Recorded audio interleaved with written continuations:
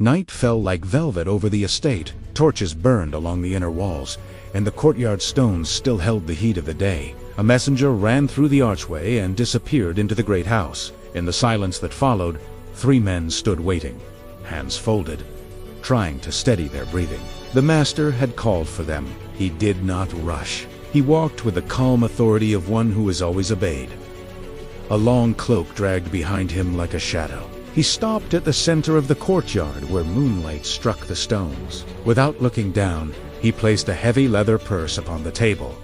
It did not jingle. It struck the wood with a deep thud. Inside was not common coin, but weight enough to change a man's destiny. "You," said the master, fixing his eyes on the first servant. 5 talents.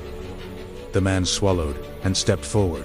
The master poured the fortune into a chest. Silver shone like water in the dusk. The servant's mind raced with possibilities. Caravans, ships, contracts, and markets. 5 talents, 20 years of wages each. More than a chance, a lifetime's worth of responsibility. The master turned to the second servant. "You. 2 talents." 2 was no insult. It was a vast sum, enough to purchase land and presses and teams of workers. Enough to rise or to sink. The servant's hands hovered over the silver as if the shine itself might burn. Finally, the master faced the third servant. "And you, 1 talent. 1 is small, only to those who have never known lack." For this servant, it was heavy, a chance he had dreamed of and feared. The master lifted his chin and said, "I go on a journey. What I place in your hands is mine. When you return, we will account." And then he departed. The courtyard felt suddenly larger, as if the weight of his presence had been set upon their shoulders. The first servant did not sleep. He spread maps on a table and marked trade routes with stones. At dawn, he bargained for grain.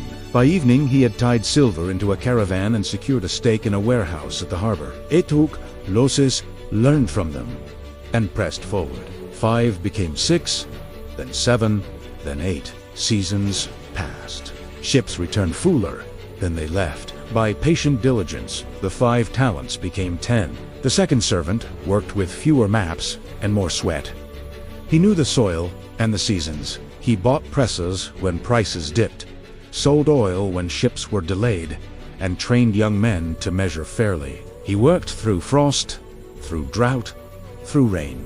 2 became 3, and in a good year, 3 became 4. He smiled quietly, for Hava's reward, patience. The third servant looked at his single talent and saw not opportunity but danger. He thought, "I could lose it. I could be robbed. The master is severe. If I fail, he will destroy me. Better to keep it safe." He walked beyond the village to a stand of trees, dug into the ground, and buried the silver. He patted the earth smooth and walked away. Each day he passed that place and told himself he had been wise. Time passed. The master returned. The first servant came forward, trembling but proud. "Master, you gave me 5 talents. See, I have made 5 more." The master's eyes warmed like sunrise. "Well done, good and faithful servant. You have been faithful over little. I will set you over much. Enter into the joy of your master." The second bowed. "Master, you gave me 2 talents. See, I have gained 2 more." Again the master smiled. "Well done, good and faithful servant. You have been faithful over little. I will set you over much. Enter into the joy of your master." The third came last, holding a bundle wrapped in cloth. His back was stiff, his voice thin. "Master, I knew you to be a hard man, reaping where you did not sow. So I was afraid. I hid your talent in the ground. Here, you have what is yours." The master's voice rang like iron. "Wicked and slothful servant, you knew that I reap where I have not sown. Then you should have at least placed my money with the bankers, so that I would have received it with interest. Take the talent from him, and give it to the one who has 10, for to everyone who has, more will be given, and he will have abundance. But the one who has not, even what he has will be taken away. The third servant's hands shook as the silver was taken. His excuse crumbled into dust. Fear had masqueraded as wisdom. Safety had disguised itself as faithfulness, and in the end, he had nothing. This is no tale of ancient coins. It is a decree from the kingdom of heaven. What is entrusted must be multiplied in fields, in families, in business, in influence. God does not call us to bury. He calls us to plant. He calls us to build. He calls us to multiply. The first servant teaches us that multiplication comes by knowledge, risk, and disciplined effort. The second shows us that multiplication comes by patience, seasons, and training others.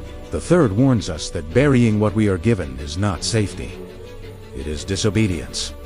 The law still stands. To all who put to work what they are given, more will be entrusted. But from the one who refuses, even what little he has will be taken. Perhaps your talent is not silver. Perhaps it is skill, or time, or influence, or wealth.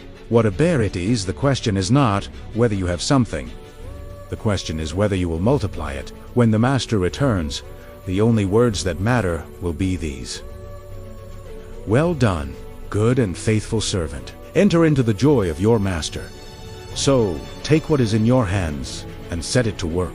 Plant it, build it, teach it, invest it, multiply what you have been given. For in the kingdom, increase is not optional. It is low.